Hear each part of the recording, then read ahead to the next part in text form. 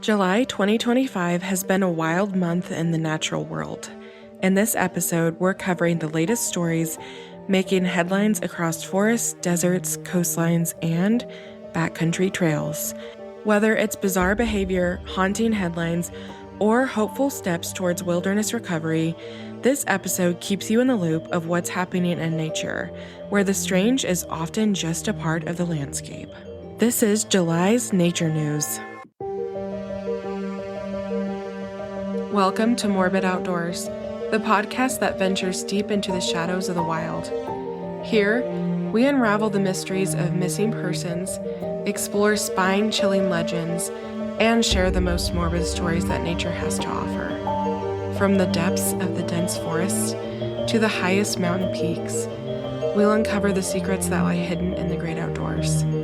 Join us as we navigate the eerie, the unexplained, and the terrifying.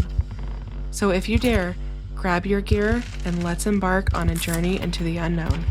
This is Morbid Outdoors.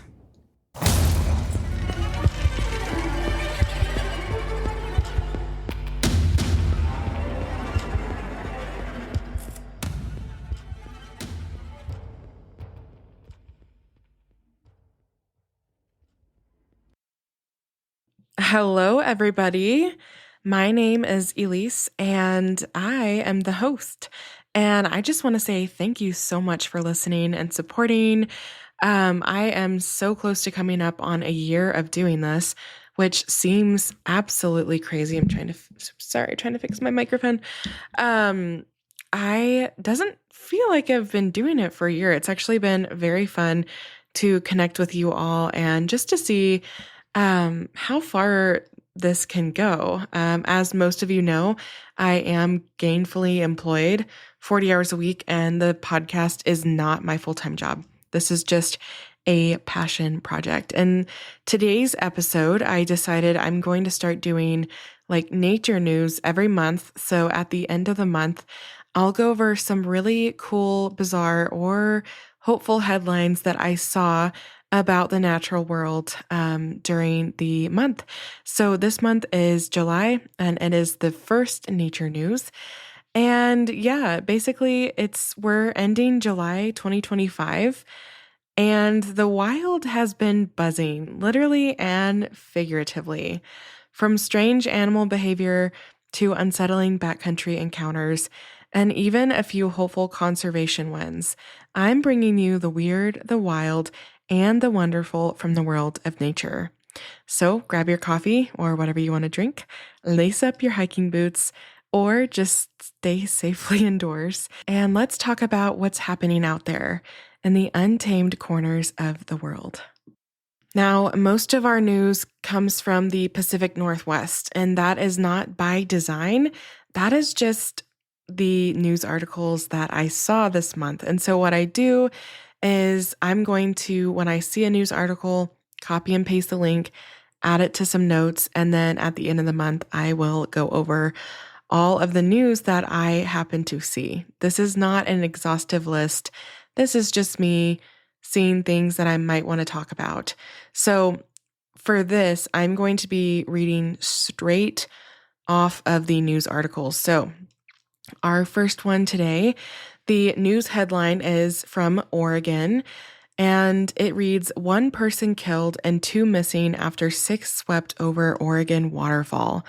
Now, this is reporting done by Madeline Halpert from BBC News, and this is what the news article says. "One person has died and 2 people are missing after a group of 6 people were swept over a waterfall in Oregon on Saturday afternoon." And let me see what the date of this was. Okay, so this would have been July 21st. The Deschutes County Sheriff's Office said it had rescued 3 people from the Deschutes River who were transported to the hospital, while another person was declared dead at the scene. Emergency responders used drones to look for survivors near Dillon Falls after receiving an emergency call in the afternoon, and planned to resume search efforts on Sunday after pausing overnight. Dillon Falls has a 15-foot drop that turns into churning rapids in a quick step ladder-like pattern, according to Visit Central Oregon. The falls over the Deschutes River are near the city of Bend and the Deschutes National Forest, a popular spot for visitors. Each summer, thousands of people boat, kayak, or float on inner tubes on the river, which boast whitewater areas as well as trout and salmon fisheries. Local fire and police officers responded to 911 calls around 1500 Pacific Daylight Time. So, yeah, basically what I saw online is that 6 people were swept over this waterfall, 2 dead, and 1 are missing. Now, the search risk, the call came in at around 3 p.m. that said that a group went over. 1 female was confirmed dead at the scene. 3 others were pulled from the river and rushed to a local hospital. There's been no update on their conditions, and basically, divers recovered the body of a second female below Dillon Falls. This is so sad. The person that is still missing is a male, and this is just heartbreaking. I mean, I'm sure that something happened, like they slipped, they fell, maybe someone fell in, someone else tried to help. This is heartbreaking. And even it seems like I've seen so many, articles about water deaths just here in Utah. There's been like 5 this summer. And so it just seems like, man, if you're going to be around water at all, it's like, is it safe? Is it the safest thing to have a life jacket on, even if you're just visiting a waterfall? My heart goes out to their family members and the search and rescue teams that are in boats and rafts and trying to recover this man's body. So just remember, if you are gonna be outside and if you're gonna be around water, water is so strong and powerful, and falling or getting shock to your body because of the temperature can happen in a split second. So moving on, the next one we have is another from the Pacific Northwest, and the news title is Native American Teens Take Long-Awaited Kayak Trip to Celebrate the Return of Salmon to Dam-Freed River. Now, this is reporting done by Brittany Peterson with the Associated Press. 4 dams were dynamited and removed between 2022 to 2024, freeing hundreds of miles of the Klamath River. As bright-colored kayaks push through a thick wall of fog, voices and the beats of drums build from a crowd of onlookers who have formed on the beach. Applause erupts as the boats land on the sandy spit that partially separates the Klamath River from the Pacific Ocean in Northern California. Native American teenagers from tribes across the river basin push themselves up and out of the kayaks and begin to cross the sand, some breaking into a sprint. They kick playfully at the cold waves of the ocean they've paddled towards over the last month, the ocean that's seen fewer and fewer salmon return to it over the last century as 4 hydropower dams blocked their ideal spawning grounds upstream. I think our ancestors would be proud because this is what we've been fighting for, said Taysa Linwood, a 15-year-old member of the Karuk tribe, ahead of the group's final push to end on Friday, 11th of July. The Klamath River is newly navigable. Oh, I don't know about that word. Basically, it's newly able to be navigated after decades-long effort to remove its 4 hydropower dams to help restore the salmon run, an ancient source of life, food, and culture for these paddlers' tribes who have lived alongside the river for millennia.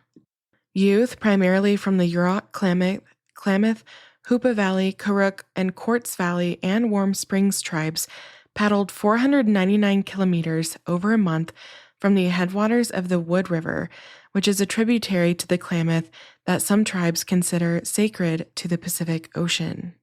So for my American listeners, that's like 310 miles of kayaking on this river. The teens spent several years learning to navigate whitewater through the Paddle Tribal Waters, which is a program set up by the nonprofit Rios to Rivers to prepare local Native youth for the day that this would be possible. During their last days on the water, the group of several dozen swelled to more than 100, joined by some family members and indigenous people from Bolivia, Chile, and New Zealand who face similar challenges on their home rivers. With the dams in place, tribes lost access to a reliable source of food. The dams blocked the paths to hundreds of miles of cool freshwater streams, which are ideal for salmon returning from the ocean to lay their eggs. Salmon numbers declined dramatically along with water quality. In 2002, a bacterial outbreak caused by low water and warm temperatures killed more than 34,000 fish, mostly Chinook salmon. That galvanized decades of advocacy by tribes and environmental groups, culminating in 2022 when federal regulators approved a plan to remove these dams. Through protests, testimony, and lawsuits, the tribes showcase the environmental devastation caused by the dams, especially to the salmon. From 2023 to 2024, the 4 dams were dynamited and removed, freeing hundreds of miles of the Klamath River. Now, you might be wondering, what about the source of energy? The renewable electricity lost by removing the hydropower dams was enough to power the equivalent of 70,000 homes, although PacifiCorp has since expanded its renewable sources through wind and solar projects. 2 dams used for the irrigation and flood control remain on the upper stretch of the river. They have ladders that allow some fish to pass through, although their efficacy for adult salmon is questionable. On this journey, the paddlers got out of the river and carried their kayaks around these dams. The journey began on the 12th of June with ceremonial blessings and kayaks gathered in a circle above a natural pool of springs where fresh water bubbles to the surface at the headwater of the Wood River, just upstream from the Klamath River. The youth camped in tents as they made their way across the upper Klamath Lake and down the Klamath River, jumping in the water or doing flips in their kayaks to cool down in the summer heat. A few kayakers came down with swimmer's ear, but overall everybody on the trip remained healthy. Nearly everyone had a story to share of a family's fishing cabin or favorite swimming hole while passing through the ancestral territory of the Klamath, Modoc, Shasta, Karuk, and Yurok. More than 2,200 dams were removed from rivers in the United States from 1912 through 2024, most in the last couple of decades as momentum grows to restore the natural flow of rivers and wildlife they support, according to the conservation group American Rivers. I believe it was kind of a symbolic of a bigger issue, said John Acuna, a member of the Hoopa Valley tribe and leader of the trip. The federal government signed treaties with these tribes outlining their right to govern themselves, which is violated when they can't rely on their traditional food from the river. Acuna said these violations are familiar to many tribal communities and included when his great-grandmother was sent to boarding schools as a part of a national strategy to strip culture and language away from Native Americans. That history comes with generational trauma, he said. Their treaty enshrined right to fish was also blatantly disregarded by regional authorities in the 1970s, but later upheld by various court decisions, said Yurok council member Philip Williams. Standing on a fog-shrouded boat ramp in the town of Requa, awaiting the arrival of the youth, Williams recounted the time when it was illegal to fish here using the tribe's traditional nets. As a child, his elders were arrested and even killed for daring to defy authorities and fish in broad daylight. 50 years later, with the hydropower dams now gone, large numbers of salmon are beginning to return, and the youth are paddling the length of the Klamath. If there's a heaviness that I feel, it's because there's a lot of people that lived all in these places, all these little houses here that were no longer here no more. They said Williams, I'm reading a quote by him, "They don't get to see what's happening today, and that's a heavy, heavy feeling." Even as a teen, Linwood says she feels both the pleasure of a month-long river trip with her friends and the weight of the past. "I kind of feel guilty, like I haven't done enough to be fighting," she said. "I gotta remember That's what our ancestors fought for. They fought for that so that we could feel the joy with the river. So, even though this is morbid outdoors, I do love a good story, especially if it's about the indigenous people of America reclaiming their lands and their cultures and their customs and their history. So, I wanted to share that one because I think that's a great story. I mean, I really think that these teens did something great and these tribes did great things, and the nature, is starting to return to its natural state. And that sounds so weird to say, but when I say that, I mean like this land is going to look like what it did before all of these dams were dammed up, before all these rivers were dammed up. And I actually saw someone talking about this on Instagram about Hetch Hetchy, because that is like a huge, huge valley that was so abundant in life. And when they dammed it up, it's no longer what it was. And the same for, I think I saw it online, the Glen Powell Canyon, basically. And so I don't know. I just think that there's going to be a lot of change regarding our waterways in America. So, yeah, I just wanted to share that story. Now, our next story is out of Washington, and the news headline says, "An injured hiker screamed across a valley. The yelling saved his life." And this is reporting by Owen Clark for Outside Online. A fallen hiker in the mountains of Washington found himself in dire straits. He was badly injured, alone, and approaching hypothermia this past Monday, July 14th. According to a press release from the U.S. Navy's air station on the Whidbey Island, the hiker, 31-year-old Ryan Polkinghorn, was climbing the Chickahman Glacier on the northern slopes of 8,440-foot Sinister Peak, which is a remote, rugged mountain in the North Cascades. That's when he lost his footing and tumbled roughly 200 feet down the steep ice field. Luckily for him, he didn't lose consciousness during the fall, and when he came to a stop, he began screaming for help. The yelling likely saved his life. Hikers across the canyon heard his cries, and although they could not see or reach him, they sent out a distress call using their Garmin inReach. Emergency responders received this SOS at 1:38 p.m., according to a media release from the Chelan County Sheriff's Office. Once they called for help, the other hikers navigated the tricky terrain to reach Polkinghorn. After traversing glacial and rocky terrain, they finally located the fallen climber and saw that he had sustained head, neck, and shoulder injuries and was showing signs of early-stage hypothermia. After reporting this to the sheriff's office, Chelan County contacted the Naval Air Station at Whidbey for a hoist-capable helicopter, which airlifted Polkinghorn off the mountain that afternoon. The injured hiker was then taken to Harborview Medical Center in Seattle for further treatment. The rescue highlights the importance of carrying a satellite emergency device or a phone equipped with off-grid SOS functionality when adventuring solo in the backcountry. It's also proof that when all else fails, a powerful scream or a loud noise can save one's life in a backcountry emergency.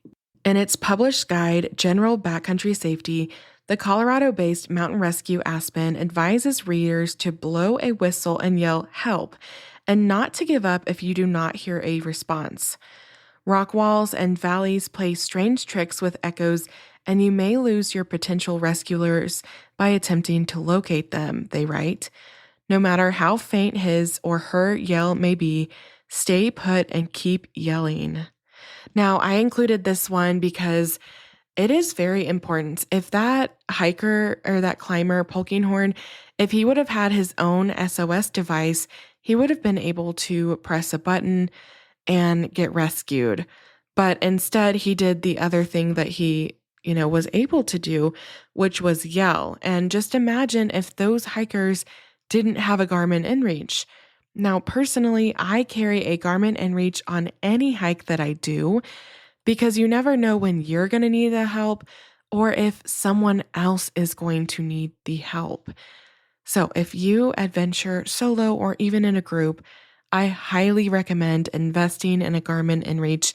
It could save your life or somebody else's life. Next, we're going to Alaska, where the news headline reads, Brown bear mauls woman on popular Alaska trail, and searchers are looking for it. Now, I couldn't find the author of this news report, but it was from Alaska. So, a brown bear attacked a woman Tuesday afternoon as she hiked on a popular trail in Alaska's Chugach Mountains, and officials are still looking for it, state police said. This was in Anchorage.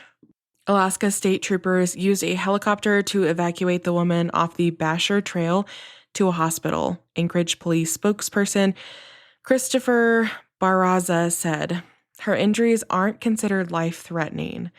The woman, who hasn't been identified, called 911 and told the dispatcher she'd been mauled by a bear about 2 miles into the trail. She told officials she couldn't walk. For about an hour, the woman talked with officials over the phone, telling them the area she was in as they used drones to try and find her. After the bear had mauled her, she said it ran off and she was unable to see which direction it went, Barraza said. The Alaska Department of Fish and Game blocked off the area and was searching for the bear. We're advising everyone to make sure they go prepared when they do hikes and trails. When they go do blah, blah, blah. Let me start over. Reading directly off of this is harder than I thought it was going to be. We're advising everyone to make sure they go prepared when they go to do hikes and trails, Barraza said. Make sure you know what to do when you see a bear, carry your bear spray, stuff like that. The Anchorage Fire Department wrote in a post on Facebook that hikers should temporarily avoid the trails around the Stuck Again Heights area. So, guys, this is another instance where having a Garmin InReach is going to save your life, because she could have did the SOS. They would have had her GPS coordinates like basically immediately. And so I'm serious. If you recreate outside on a boat, on your own 2 feet, hiking, backpacking, anything where you're outside and an emergency could happen, you need a satellite phone. I am not sponsored by Garmin at all, but I have had one of their InReaches for 5 years. I've never had to use it for an SOS. Thank God so far. But seriously, it could save your life. It could save someone else's life. So just think, bear attack, if you had a Garmin InReach, you alert someone that you need help. I can't imagine how scared this woman was after she'd been attacked by a bear, and she probably thought it was going to come back and keep attacking her, and that's terrifying. So I'm glad she's okay. I'm glad she's going to make a recovery. But seriously, if you recreate outside, bite the bullet, buy an InReach. I've had mine for 5 years. I think when I bought it, it was like $200 and something, but seriously, it is worth it. Okay, now we are going to head over to Washington to Olympic National Park. Now, this is reporting by Adil Hassan for the New York Times, and the news title is Mountain Lion is Euthanized After Attacking a Child in Olympic National Park. A mountain lion that bit a 4-year-old child on a popular trail at Olympic National Park in Washington state was euthanized on Monday, park officials said. The child was treated at a hospital in Seattle and released on Monday. The child had been walking with family at the national park on Sunday when the mountain lion, which was wearing a tracking collar for research purposes, attacked the child. The child's identity and the extent of injuries were not released. Mountain lion attacks on humans are exceedingly rare, according to wildlife experts. There have only been a couple of dozen fatal attacks in the U.S. and Canada in the last 150 years, according to the data. Mountain lions are mostly solitary cats, tending to keep a low profile among people, which makes sightings of them pretty unusual. The child was attacked while on a popular trail near the Victoria Overlook area on Hurricane Ridge in Olympic National Park, officials said. Rangers were notified of the attack about 3:15 p.m. on Sunday, and paramedics and park staff quickly transferred the child by an air ambulance to Harborview Medical Center in Seattle. Rangers and later a canine team searched for the animal and found it on Sunday. It was not euthanized until Monday morning, park officials report.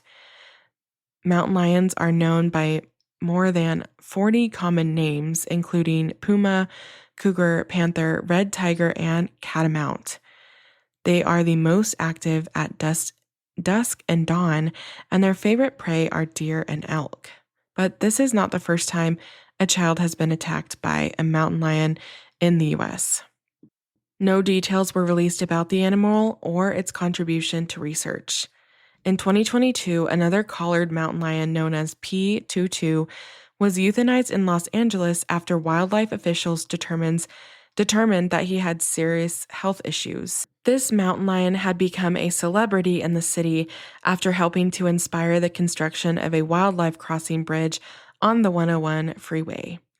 P22 lived most of his life in Griffith Park and gained a social media following with more than 10,000 followers on Instagram. But despite the crossing bridge, he was hit by a car in 2022. Soon afterward, he attacked 2 dogs, one of which died. Olympic National Park, which covers more than 920,000 acres on a thumb of land known as the Olympic Peninsula, is one of the largest, most remote, and least developed protected areas in the United States. I am so glad that this child is going to make a recovery. I did see in other reports that the dad of the child fought the mountain lion off. I can't imagine how terrifying that was for the family and the child. And that's just a reminder, when you're outside, keep your kids so close to you because you never know when a wild animal could come out of nowhere and try to take them. This is pretty rare that mountain lions do this, so I'm not trying to freak anyone out, but it has happened before and it probably will continue to happen. I am interested to see, what research they were getting from having this mountain lion collared. I'm sad that the mountain lion had to be euthanized, but honestly, if it attacked a child, it would probably do it again. And kids need to be able to be safe. People need to be able to be safe while in these areas. Now, I have been to Olympic National Park before. It is so beautiful. And I am just so happy that that story ended, well for the child. That's it for July's News and Nature, or Nature News. A month full of heat, mystery, and movement, both wild and human. If there's one thing the natural world keeps teaching us, it's that it's always changing, sometimes in ways we expect, and sometimes in ways we never see coming. Whether it's predators turning up where they shouldn't be, strange sightings in the woods, or species clawing their way back from the brink, there's never a dull moment out there. So stay curious, stay respectful, and if you're heading into the wild, be prepared. Nature always has the last word. Thanks for tuning in to July 2025's Nature News. I'll see you next time, where we'll keep digging into the eerie, the unexplained, and the unforgettable. As always, recreate responsibly and remember, sometimes the great outdoors aren't always great. Thanks for listening to Morbid Outdoors. If you're enjoying what you're hearing, make sure to subscribe to the show on your favorite podcast platform. It's free, easy, and it helps us out immensely. When you subscribe, you get updates on our latest episodes, and it also boosts our visibility, making it easier for other curious souls to find us. Another great way to support Morbid Outdoors is by leaving us a review. Whether you're on Apple Podcasts, Spotify, or wherever you listen, a quick review helps us know what you love about the show. Find us on Instagram and Facebook at Morbid Outdoors Podcast. You can email us case suggestions and your campfire stories at morbidoutdoorspodcast@gmail.com. Thanks so much for the support, and I'll see you next time.